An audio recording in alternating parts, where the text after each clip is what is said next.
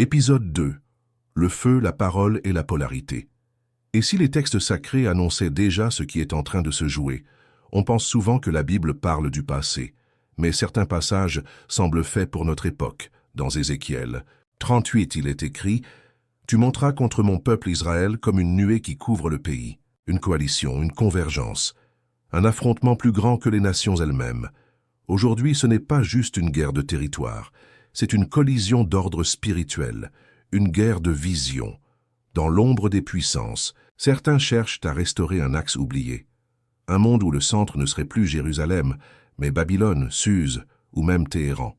Et cette idée n'est pas nouvelle. Dans Daniel 8, une vision annonce un bélier venu de l'Est, frappant vers l'Ouest, vers le Nord, vers le Sud. Nul ne pouvait lui résister. Un empire, un réveil. Mais la Bible ne parle pas que de conquête. Dans Apocalypse 16, il est écrit « Les rois de la terre furent rassemblés pour le grand jour du Dieu Tout-Puissant ». Ce rassemblement, ce point de rupture, il commence maintenant. Ce n'est pas une guerre de bombes, c'est une guerre de récits, une guerre où la parole devient une arme. Dans le prochain épisode, on parlera de la cité invisible, celle que les prophètes ont vue et que les puissants redoutent encore aujourd'hui. Abonne-toi. L'histoire ne fait que commencer.